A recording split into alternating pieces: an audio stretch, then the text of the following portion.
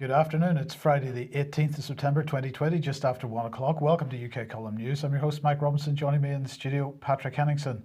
Do apologise, Patrick. The name is wrong. No problem. Okay, so well, look, we'll get straight on with it because, of course, here we are. Stay home. We're looking at lockdowns or rumours of lockdowns, at least. And that is the question: what is going on? Well, they're considering, the government, tightening restrictions. They're calling it a circuit breaker lockdown.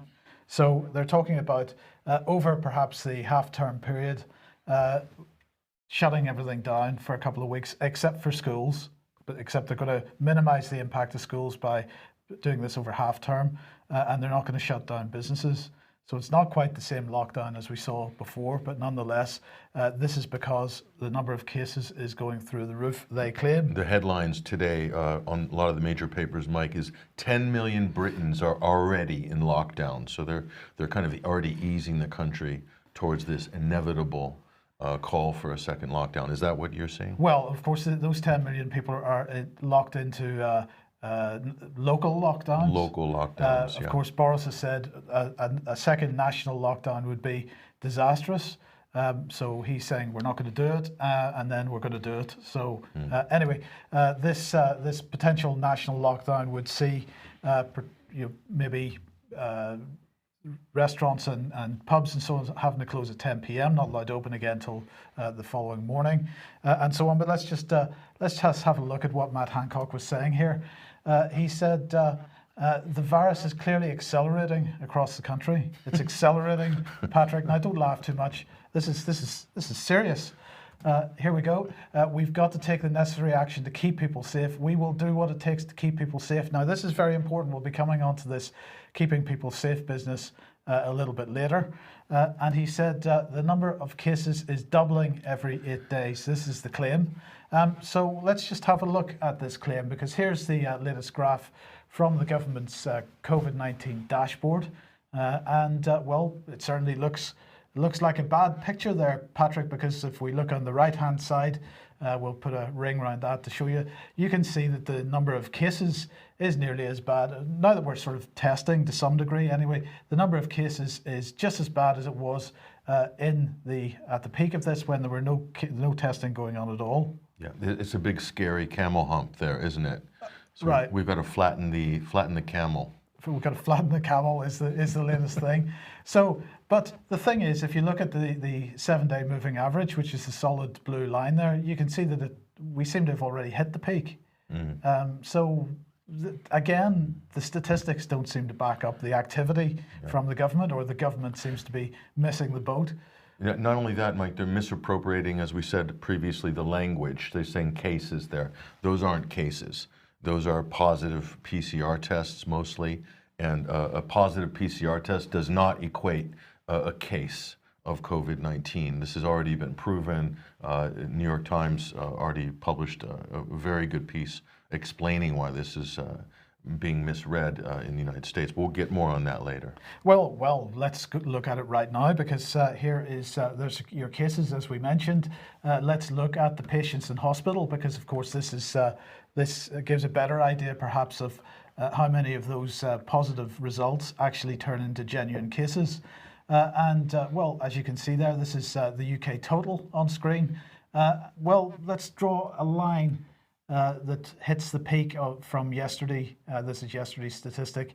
And really, it doesn't look like there's any growth in the number of cases, infection, actual problems, COVID-19 real cases, complications, as opposed to positive results. Getting sick, basically, right? Since mid-July there. So since mid-July, it hasn't really changed very much. So how come that camel only has one hump, Mike? This is the question. But Matt Hancock's camel has two humps. This is true. So this is interesting. This is true, and it is interesting. But of course, this is what's being used to drive us towards the new normal.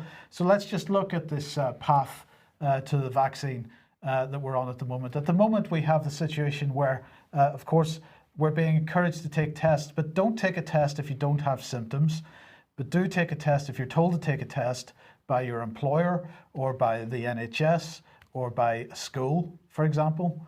And we are in the situation where apparently the demand for tests is so great that the testing system can't cope. So we've got this false rationing scenario going on at the moment. So they've generated this demand amongst people. We've got to have tests, and of course that's mainly being driven not by requirements through legislation, but by employers and others actually generating that, demanding that you have a test done before you can come into the hospital, or you can come into the school, or you can come into your place of work. And the media is driving the narrative of the shortage of tests and anecdotal stories of people, not being able to get tests. There are tests available for certain sectors, right? But not for others. So this is where that artificial scarcity comes in, doesn't it? Well, there's a bit more than that, because, I mean, for example, I do know people personally that have been told to take a test. They can't get a test in Plymouth. They're being sent to Taunton, which is 2 hour drive away. Yeah. So ridiculous. So it is ridiculous, but this is false. It's fake. It's being created in order to generate this demand, I believe. And a bit of chaos as well. Absolutely. Yep. So, but the other advantage of this, creating this false rationing scenario, is that it helps fudge the figures, because of course if there's pent-up demand for tests, then suddenly you get this big batch of tests all happening at the same time. So let's say they restrict access to tests. The number of people getting tested is reduced slightly. Therefore, the number of new cases have reduced slightly. That gives the mainstream press the opportunity to say, well, we've had this number of cases today, and then tomorrow you relax the restriction on the number of tests that there are. Suddenly, all the people that have been waiting in a queue to get tested go to the test centre, get their test. The results come out. There will inevitably be some positive tests in among that lot. And then the next thing, you'll see a headline saying 10,000 new people, new cases have arisen, when in fact it's all fake, it's all false. It's because of the way that the testing regime is being run, and the brakes being put on and then the brakes being released. And this we saw, Patrick, if you remember, during the height of the pandemic, as we highlighted on this program before, with regards to the number of deaths, where the figures weren't being counted over the weekends, and then they were being pushed into the Mondays. And then, of course, the Daily Mail comes out on the Monday morning and says, highest death rate 4 days. And it was all a false narrative based on the way that the numbers were being counted and the availability of the statistics. That's the reports we're getting from the United States right now. Some states have stopped reporting daily reports for their dashboard. They're doing it 3 times a week. So this is creating these, in the short term, it creates the impression that there's a surge of new cases. But really what they're doing is just stacking up 3-4 days reporting on one, and then the media cherry picks that, and all of a sudden you have a crisis and a lockdown. This, in the short term, they'll use this to push towards a lockdown, but of course in a couple of months people might figure out, but by that time it's too late when you're already in lockdown. So what you're saying, Mike, essentially is that this fake scarcity of tests, this fake demand, is creating a fake surge.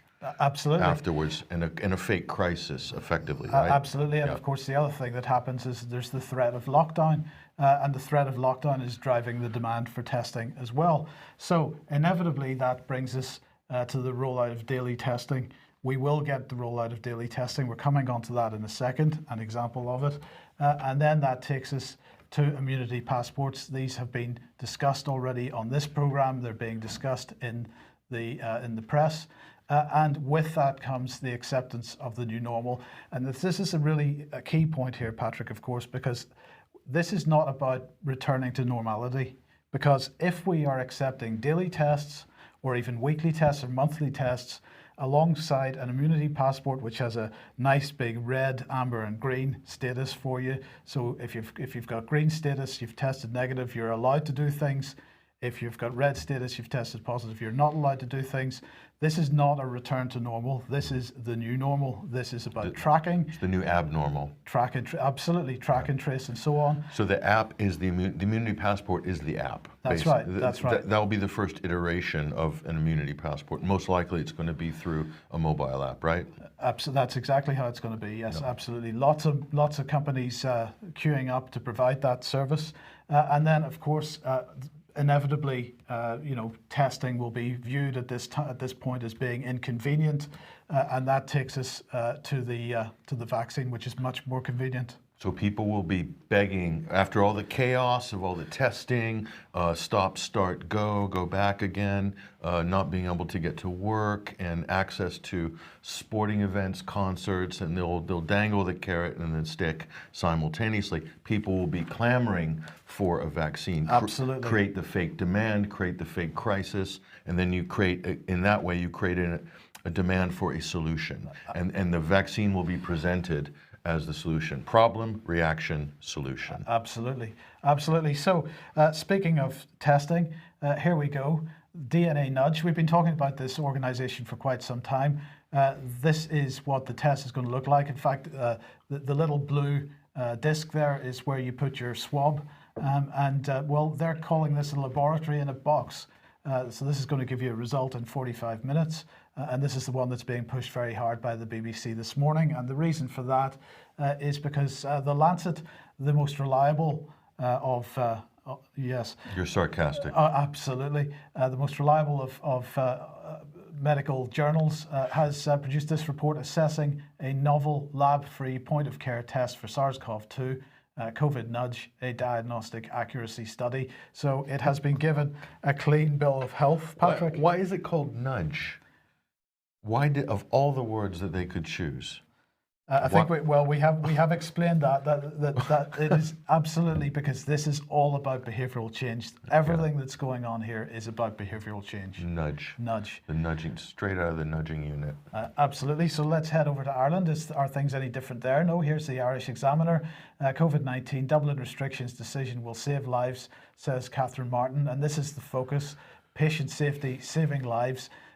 Whatever restrictions there are anywhere, they will save lives. But Patrick, I'm not aware that they saved any lives during the previous lockdown. In fact, as we've said on many occasions, and if anybody wants to see the evidence that we've presented for this, you need to have a look at previous UK column news programmes, because the lockdown deaths, as we're describing the excess mortality that we saw during the so-called peak of this pandemic, absolutely a result of the lockdown and nothing else. So the red shaded area, those are above and beyond the average. What you believe, yes. Yeah, and can't necessarily only be attributed to, quote, COVID deaths, right? These are deaths as a result directly of lockdown policies. And particularly the reorientation of effort by the National Health Service away from every other area of healthcare towards COVID-19. So people with cancer, people with heart conditions, people with strokes weren't getting the support that they needed. And a lot of it was generated by the behavioural scientists who, if you remember, SPI-B in their original document saying we've got to generate this fear in the population. So a lot of the deaths that took place during the peak of this, once again, as a result of the fear that people had to even go to the hospital and get medical attention in the first place. So people were dying in their homes. Also on top of that, as we're about to come on to, people dying in care homes. Dr. Carol Sikora tweeted this out this morning, Mike. We're not going to show it because but you just reminded me of this. He was talking about people who had appointments for screening for lung cancer, something like 14,000 appointments or something like this, known appointments missing or late. So early identification of lung cancer is extremely important in preventing the later stage cancers. And that's another 14,000 or so people you can put into that category yes. as well. I mean, it's just all those reports are coming due, Mike. That penny's dropping now. Yes. That sort of delayed health bomb from cancer and all the screening appointments missed.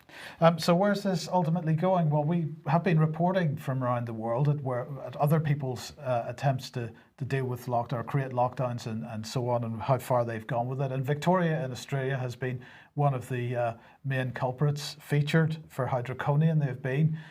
Well, a number of people have been sending emails to me over the last few days about some new legislation there. And I'm just going to highlight this article. I'm going to read a little bit from this because it is worth just spending a few minutes on here, Patrick. This is from The Spectator in Australia, Daniel Andrews' plan for indefinite detention and more. And so what they say here is the Victorian Labour government has introduced a bill to Parliament that, coupled with other measures, is one of the most egregious attacks on civil liberties seen since in war or peacetime. The bill would allow people to be detained indefinitely and give sweeping powers to untrained people to become authorised officers, with sweeping powers to arrest and detain fellow Victorians. So called the COVID-19 Omnibus Emergency Measures Amendment Bill. Now this is important because in the emails that I saw circulating on this, it was being called the COVID-19 Omnibus Emergency Measures Bill, but that bill was passed in April. And so some people will there'll be some confusion over that. That bill was actually passed in April. This is an amendment bill which amends the previous April bill and makes it even more draconian. It overrides all the other laws, says this article, and legislation with the exception of the Charter of Human Rights. The bill confers an extraordinary power to the Secretary of the Department of Health to appoint public servants as authorised officers with the same powers as police. Critically, there's no mention in the bill what sort of training these people will get. The bill provides an emergency power to detain any person or group of persons in an emergency area for a period reasonably necessary to eliminate or reduce a serious risk to public health. But here's the kicker. Once detained, you have no rights under law and can be detained for an indefinite period.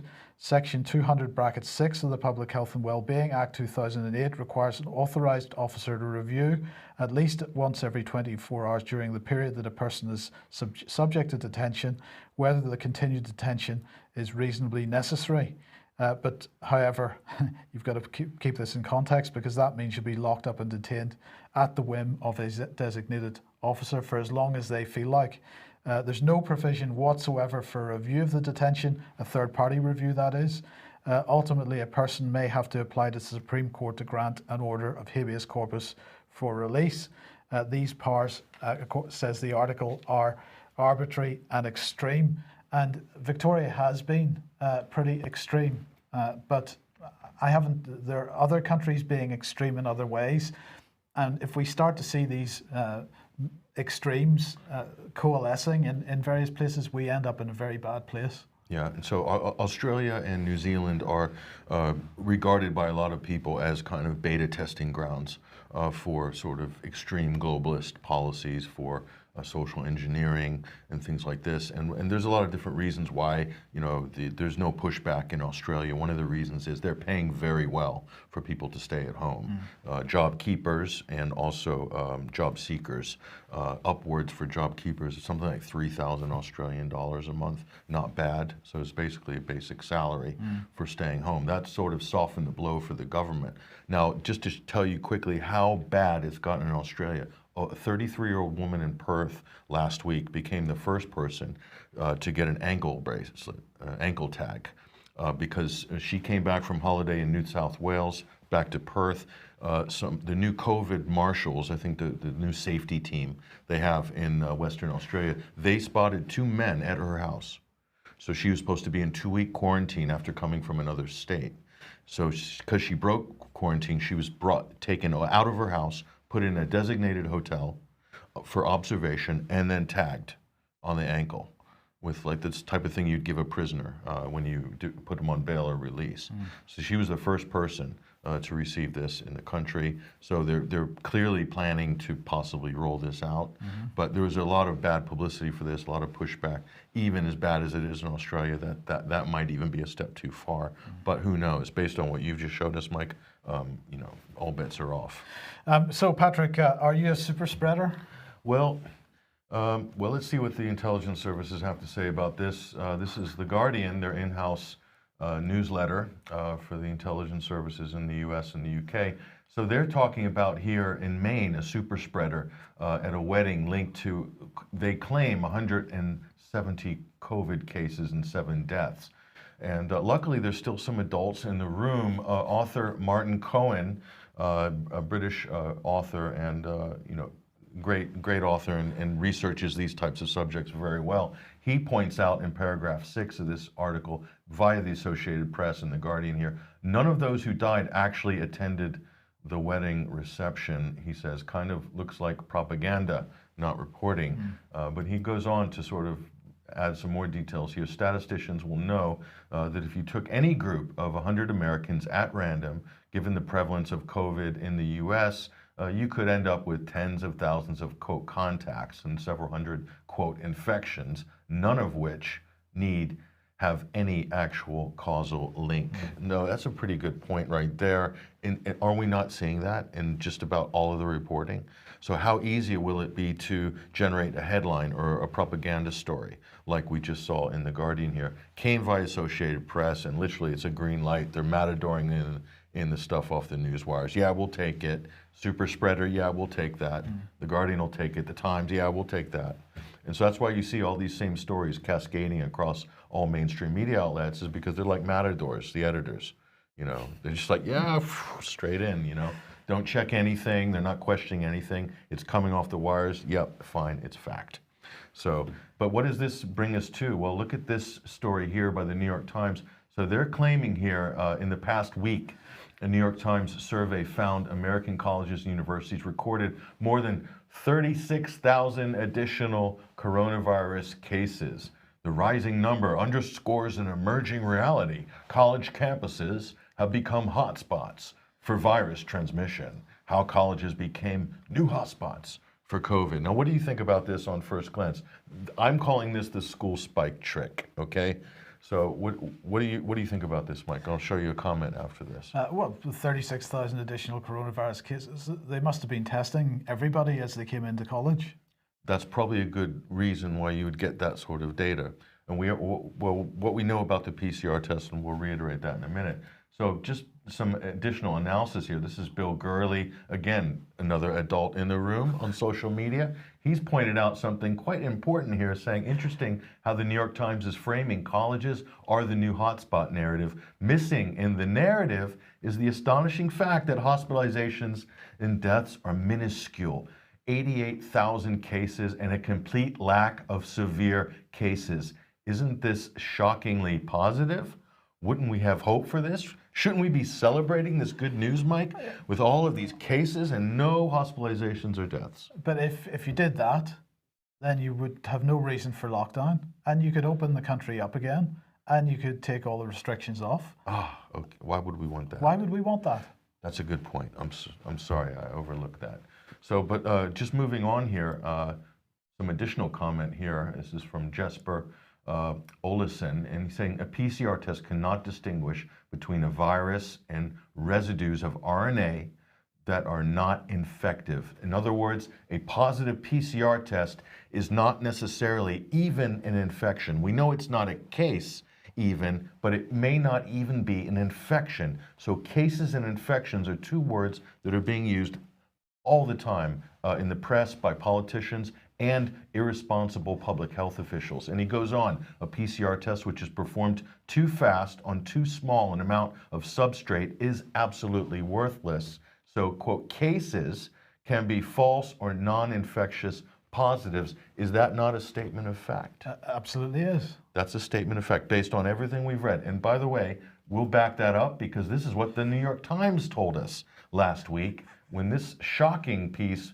got out somehow in the New York Times. The fact they printed this, I was so shocked because it's absolutely true. It says your coronavirus test is positive, maybe it shouldn't be. So they're basically saying it's not a diagnostic test, or it shouldn't be used as a diagnostic. And funny enough, this is what the inventor of the PCR test actually said when he warned medical professionals and warned the medical community, please, after he got his Nobel Prize, please don't use this as a diagnostic test. And what's happening today?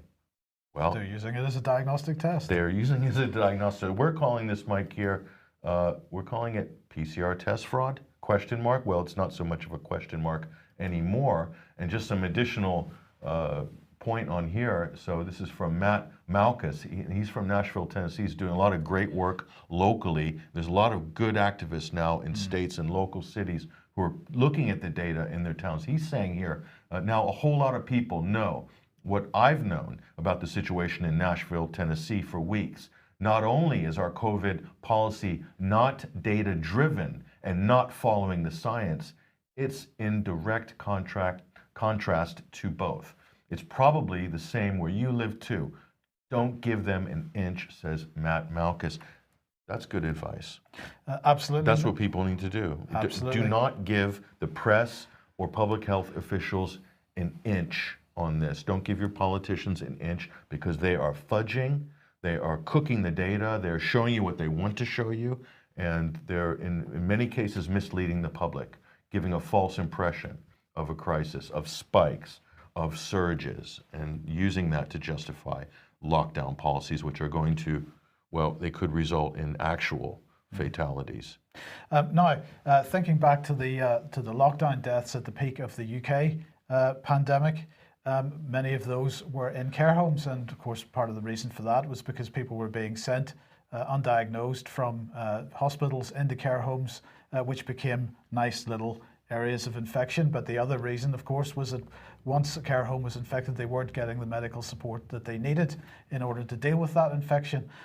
Well, here's an opportunity to hold the government to account, because they have now issued their COVID care home plan for this winter.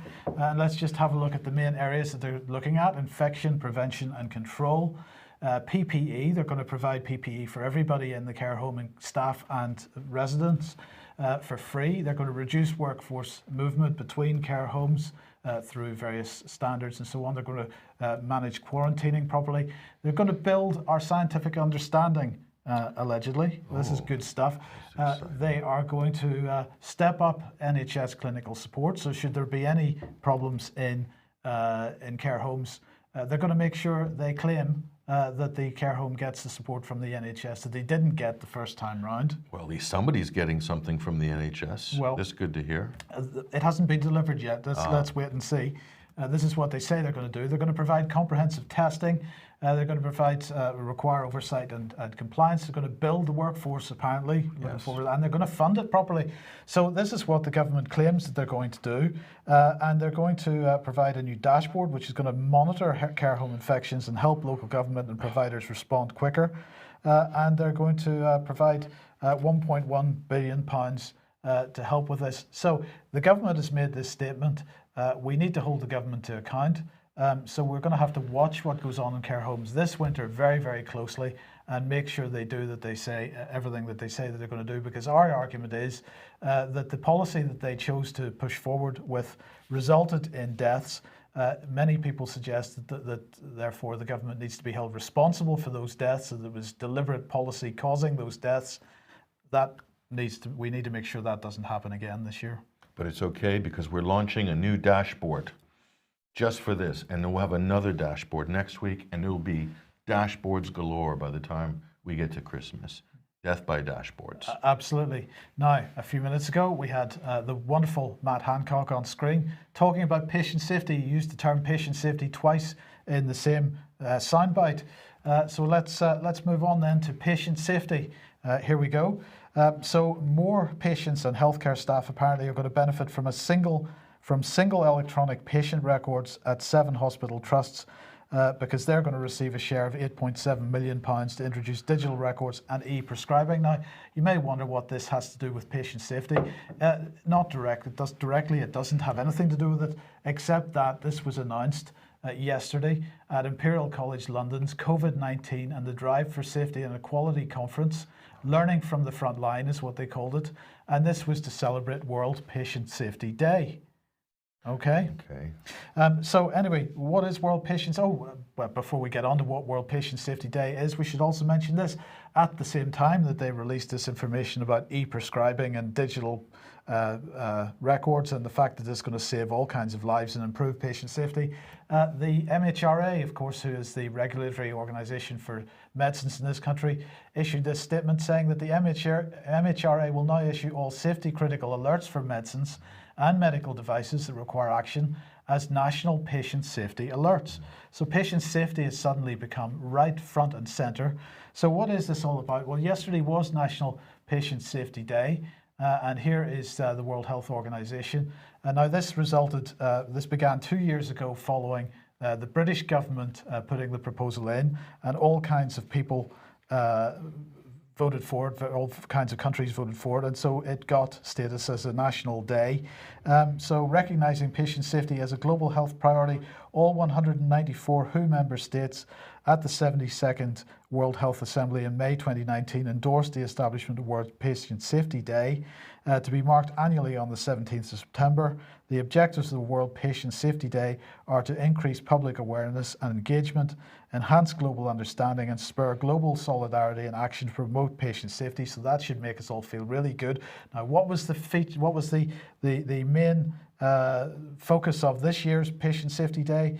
It was health worker safety. Not patients. Not patients. Right. Because apparently the only way to keep patients safe is to keep health workers safe. Now, we have been reporting on this for a few weeks now, because if you remember back several weeks, we were talking about the fact that the guidance from St. John's Ambulance, and in fact we discovered this guidance was pretty much universal across healthcare in the UK, was that, for example, if you needed to give people some kind of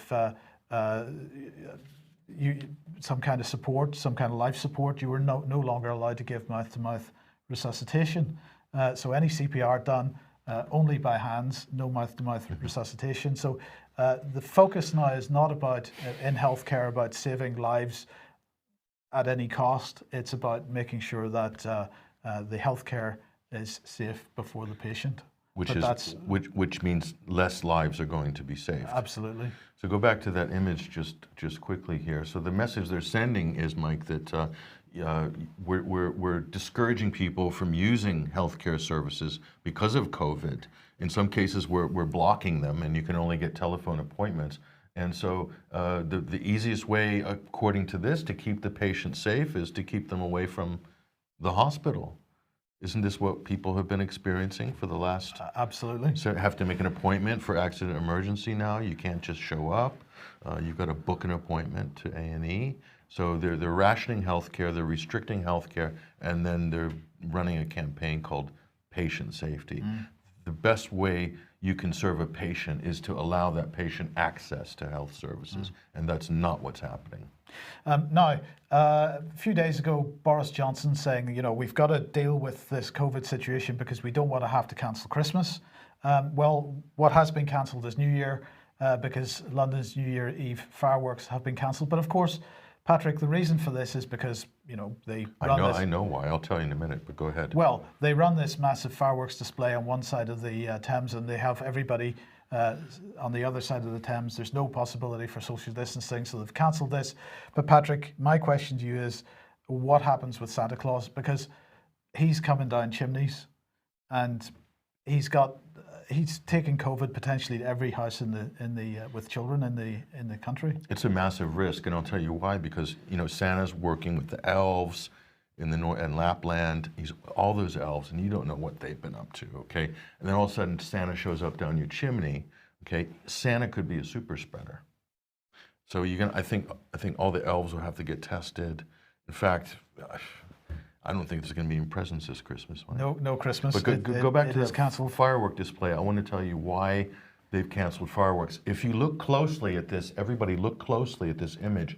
What do you see in the center of this firework image?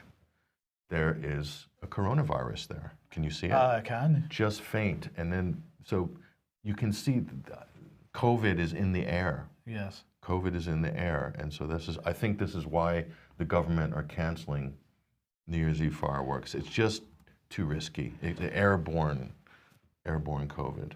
Moving on, and perhaps a bit more positive and more serious here. In fact, there's quite a number of people in popular culture and so on starting to speak out about the fact that life has effectively been cancelled here.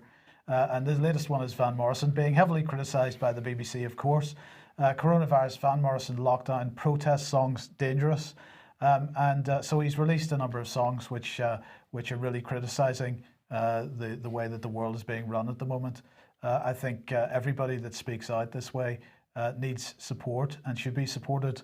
We shouldn't worry too much about what the BBC says. Well, when the BBC is saying that about your song, what do you think the result is going to be? Well, I think it's going to boost your sales somewhat. I think it should be at the top of the charts, Van Morrison. So a big thumbs up to Van, the man. And it seems like, Mike, the Irish or the dissenters in Ireland are really sort of pushing the tip of the spear on this issue. I mean, this is where the real resistance is coming from on this. I think that's a quite an exciting development. Yeah. So good to see Van Morrison and other people as well pushing the envelope on this. Okay, now if you like what the UK column does and you would like to support us, then please head over to ukcolumn.org/community, and there are options to help us out there. A final reminder, because at midnight tonight, the changes to human medicine regulation consultation ends.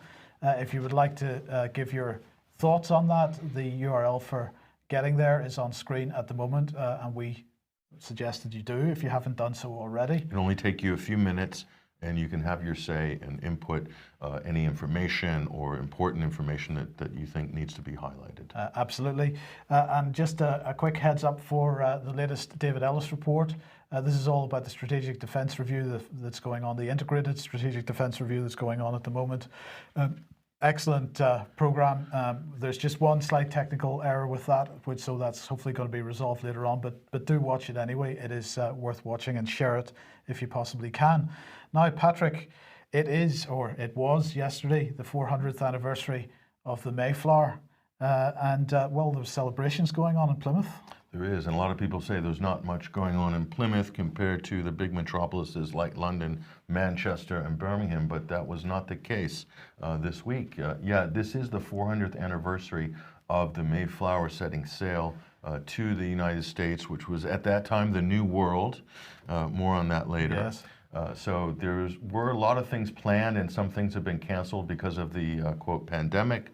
But we'll give you a little snapshot of this. So this is in Plymouth in the United Kingdom. You can see these are the Mayflower steps here, Mike, for people who haven't been here. That's right down in the Barbican, those steps there. They're not actually the original Mayflower steps. I think the original steps are in the pub across the road, yeah.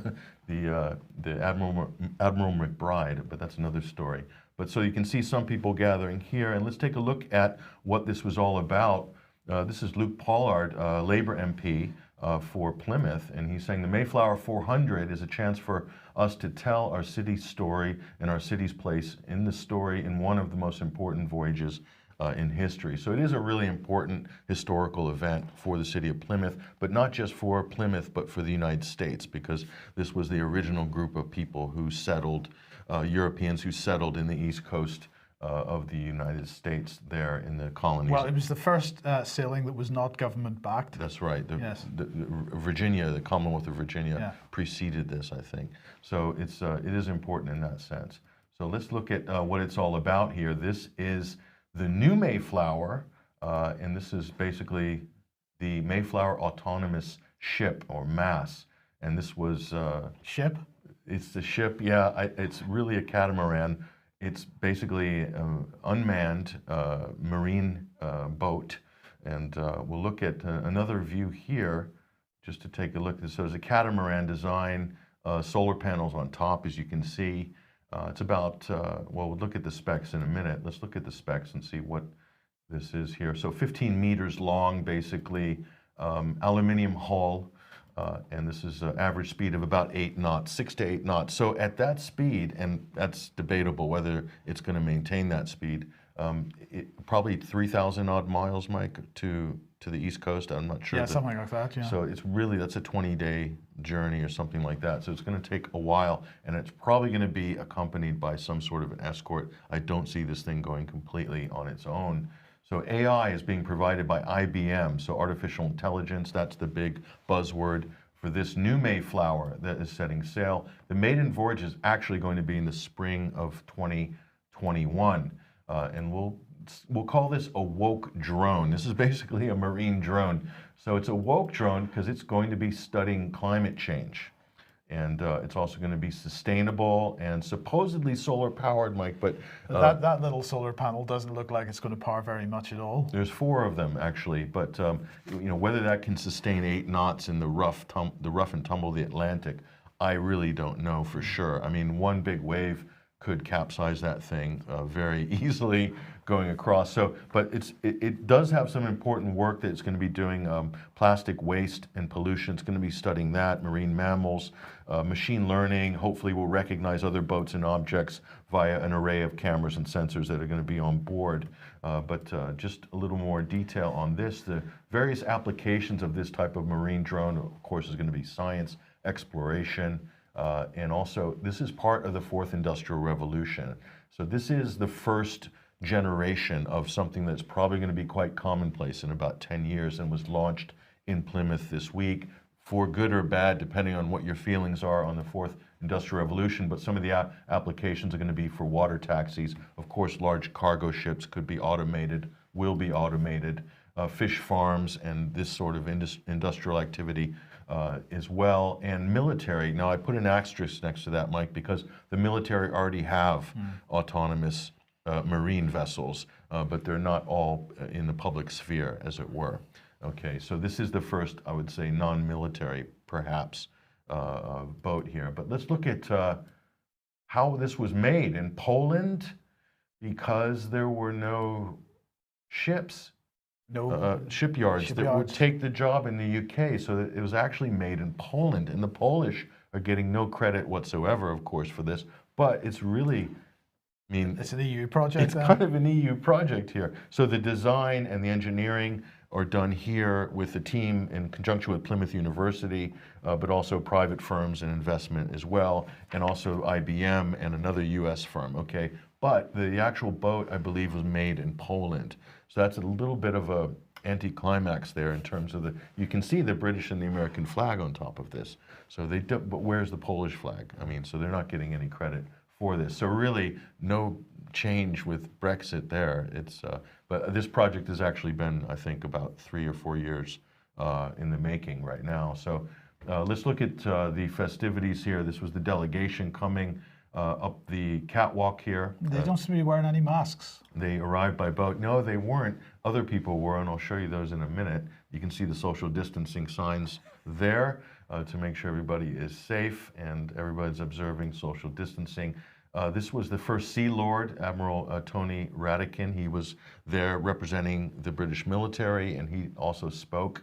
And this is Woody Johnson, U.S. Ambassador to the UK, Donald Trump's ambassador to the UK. He was one of also the keynote speakers for the festivities as well. So there were a few other high-ranking delegates here. Karl van Oostrum, the Dutch ambassador to the UK, and also here, this was one of the defense attaches, I think the defense attache for the Netherlands, for the UK and Ireland, and really talking about, he was talking to LBC and the BBC about the joint military and naval exercises that the Netherlands and the UK are doing.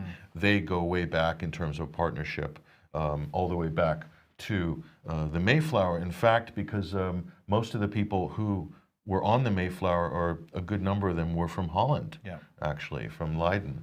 So a lot of people don't know that. So there was a Dutch contingent. So this is Woody Johnson christening the Mayflower autonomous ship with a bottle of Plymouth gin. So he's pouring it right onto the hull there. So he didn't want to smash the bottle on the hull then? He probably would have smashed the hull. No, he was very polite and he poured it. Yeah. So all the band, military band and full complement was out with all the regalia and so forth. So this was kind of a big event for the Southwest in that sense. Even the town criers came as well, and these were the social media of their day, would come to the town square and shout the news to the people, or they would be at funerals, weddings, anything that was going on. The town criers, their job is to sort of inform people of what's going on, so they showed up as well. Nice to see some good English tradition. No masks.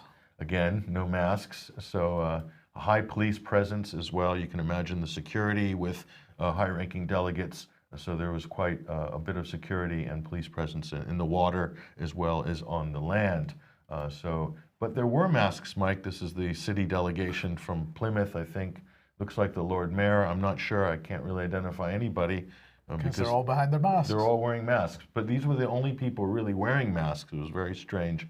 But right next to them, if you look on the sort of right-hand side, you can just see some of the first MAGA supporters. And so they were making their presence known. God bless Donald Trump.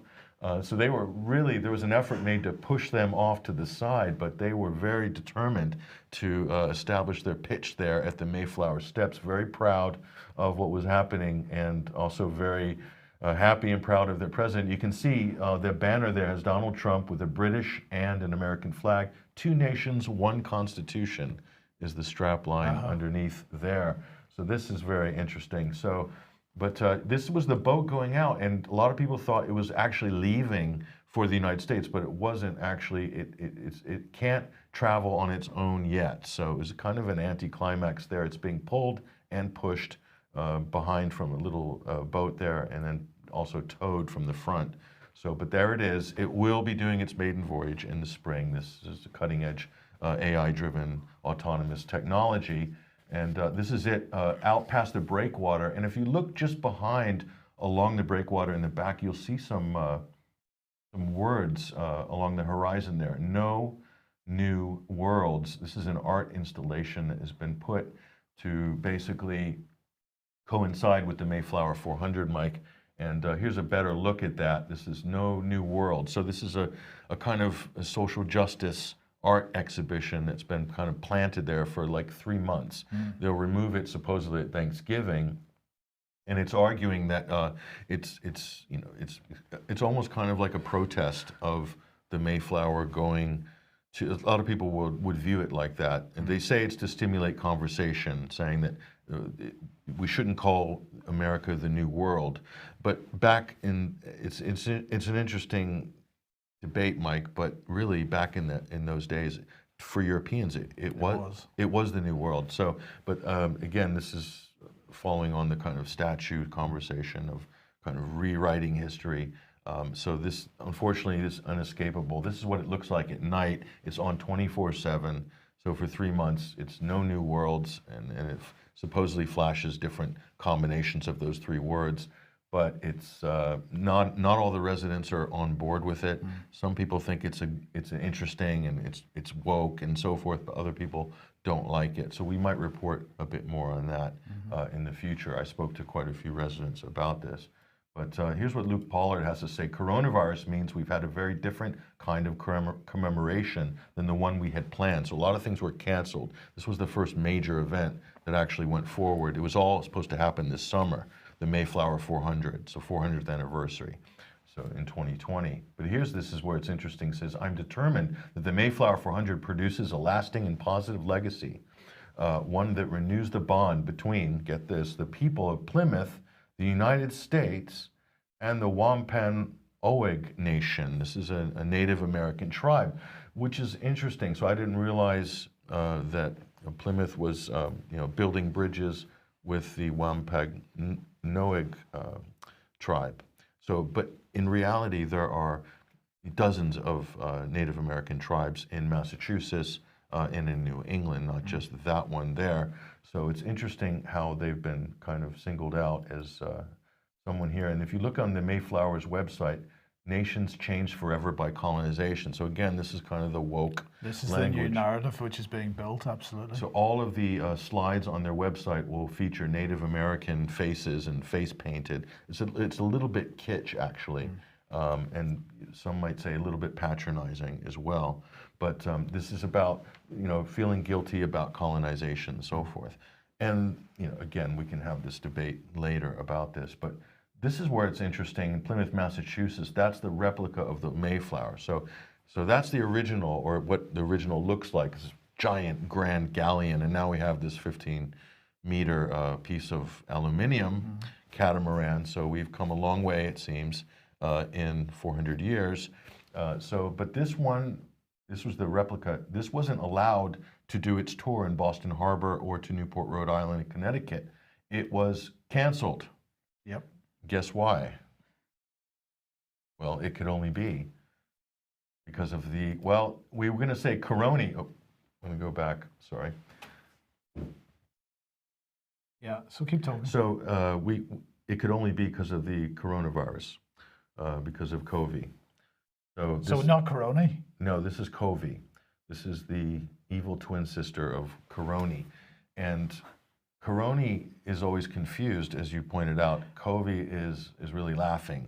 Covey's having a laugh because Covey is getting things canceled left, right, and center.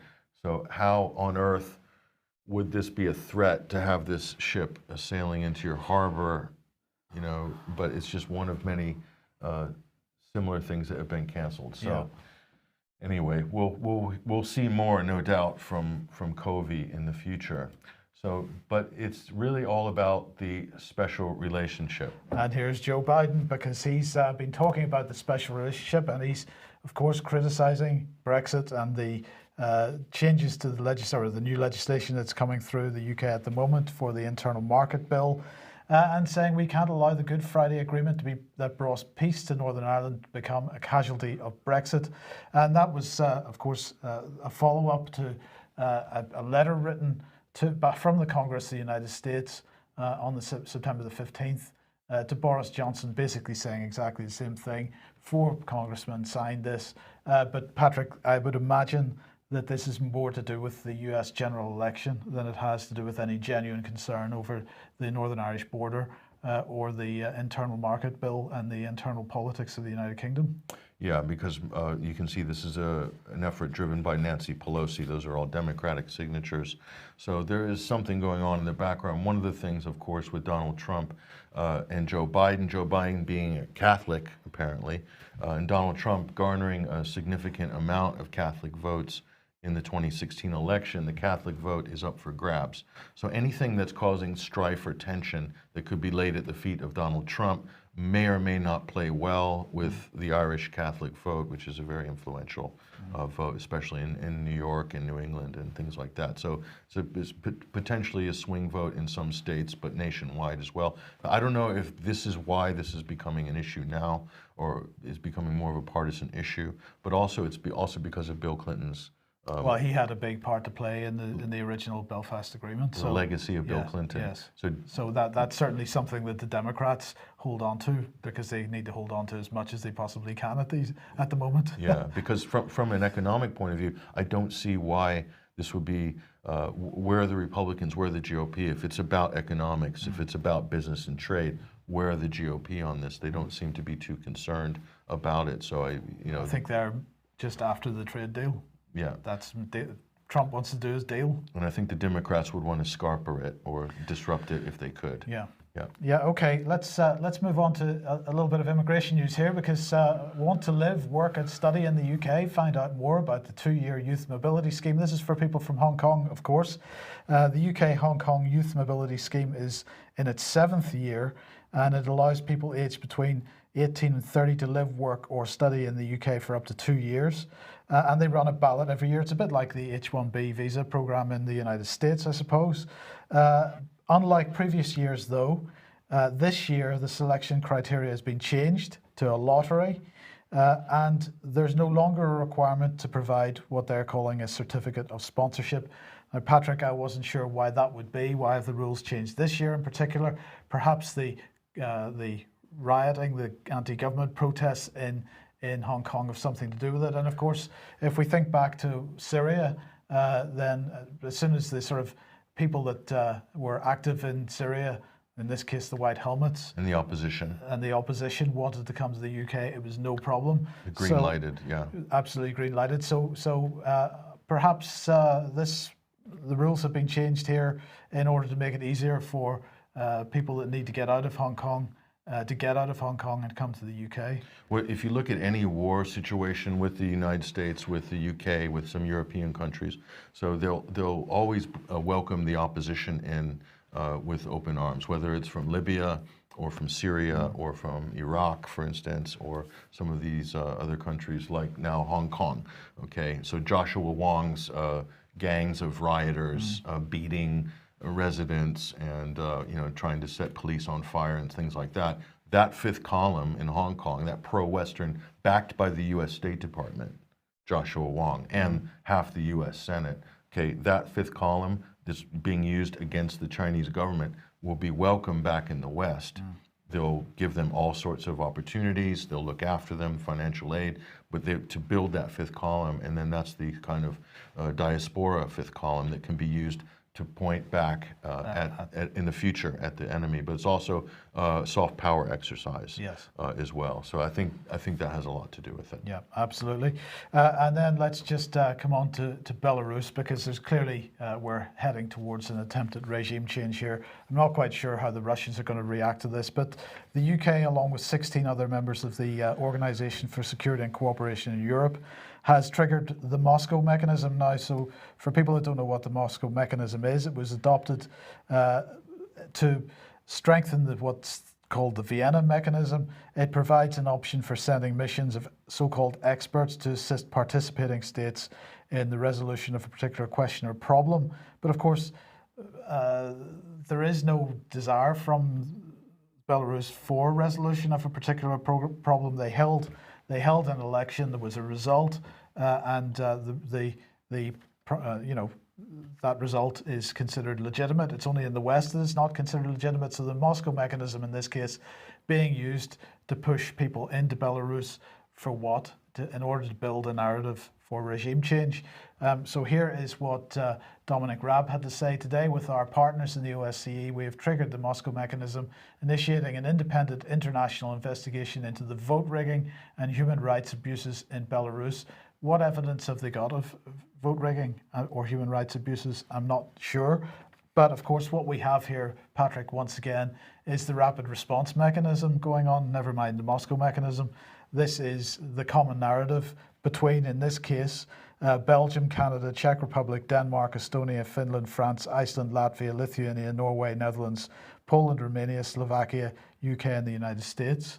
So those countries have all agreed to push forward with this. This is exactly what they did with Venezuela as well, and recognizing Juan Guaido as the sort of president, even though he didn't even, I don't think he ran in the national election against Maduro, but he was sort of appointed president, and all the other countries, many of whom, which you just named, also signed on to that one as well. So yes, it's an extension of the rapid response mechanism. So if we don't like the election result, even if the Svetlana, the opposition candidate, who's feted by the West, even if she wasn't even close to winning, she is the rightful winner in the eyes of the West. Yes. So, but more games. Alexei Navalny, here he is, the right-wing fascist nationalist who's loved by the left wing in the West.